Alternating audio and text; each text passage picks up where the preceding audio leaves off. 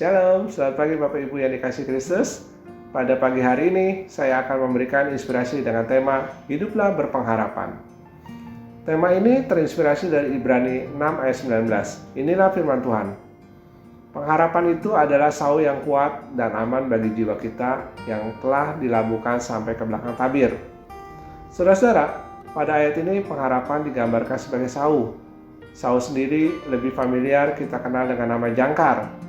Jadi pengharapan kita harus kuat layaknya jangkar, supaya tidak terombang-ambing oleh gelombang dan masalah kehidupan yang terus ada di dalam hidup kita. Di dalam sebuah kapal, sau yang kuat akan memberikan rasa aman bagi para penumpang di dalamnya. Karena pada saat kapal menepi, kapal pasti akan mengeluarkan sau, supaya kapal tidak terbawa ombak. Ketika sau tersebut kuat, maka sau tersebut mampu menahan kapal agar tidak terbawa ombak. Dan pada akhirnya semua penumpang akan turun dengan aman. Demikianlah pada kita, dengan harapan yang kuat, maka kita akan aman terutama bagi jiwa kita. Saudara-saudara, di masa pandemi sekarang ini, iman dan kesetiaan kita pada Tuhan sedang diuji. Pandemi datang dan memberikan kekacauan pada dunia ini. Banyak orang di dunia ini dalam sekejap kehilangan sukacita dan harapan. Salah satu bagian terberat menjadi Kristen adalah kita dihadapkan kenyataan bahwa orang yang memilih Kristus sebagai Tuhan dan Juru Selamat tidak serta-merta terbebas dari pencobaan. Mungkin beberapa dari kita berpikir, jika Tuhan mengasihi kita, bukankah Ia harusnya menjaga kita dari pencobaan? Bukankah tanda Ia mengasihi kita adalah dengan memastikan hidup kita senang selalu? Sayangnya tidak seperti itu. Roma 8 ayat 28 mengatakan, kita tahu sekarang bahwa Allah turut bekerja dalam segala sesuatu untuk mendatangkan kebaikan bagi mereka yang mengasihi Dia, yaitu bagi mereka yang terpanggil sesuai dengan rencana Allah. Lewat ayat ini kita semua percaya bahwa Tuhan turut bekerja atas sesuatu yang kita alami untuk mendatangkan kebaikan. Rencana Tuhan itu indah pada waktunya, maka Ia mengizinkan kita untuk menerima pencobaan untuk mendatangkan kebaikan. Saya punya kesaksian tentang menerima pencobaan untuk mendatangkan kebaikan. Waktu di pertengahan tahun 2020, mama mertua saya mengalami sakit yang parah karena terjatuh. Kondisinya sangat parah, mulai dari kehilangan kemampuan berjalan dan berbicara. Mama sempat dibawa ke rumah sakit, dirawat di ruang ICU selama 1 minggu dengan kondisi yang koma. Karena tidak ada perkembangan yang sama sekali, akhirnya kami sekeluarga sepakat membawa mama pulang ke rumah. Kondisi mama benar-benar sangat kritis. Beliau hanya terbaring lemah di tempat tidur dan tidak dapat melakukan apa-apa.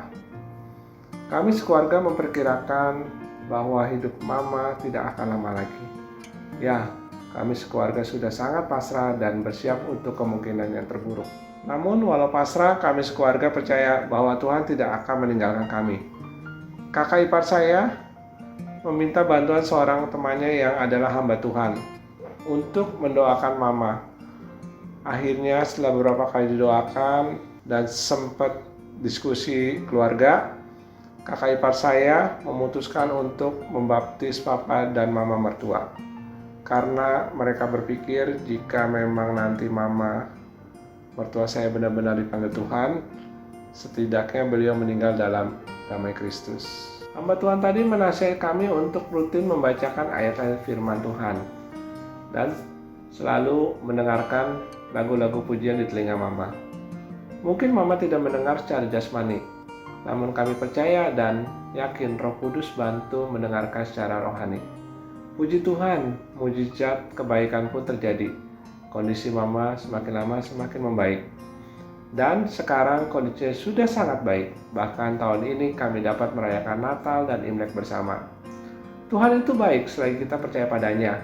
Tuhan tidak akan pernah meninggalkan kita, seperti kasus mama mertua saya tadi, dari keadaan nyaris koma hingga dapat normal seperti sedia kala.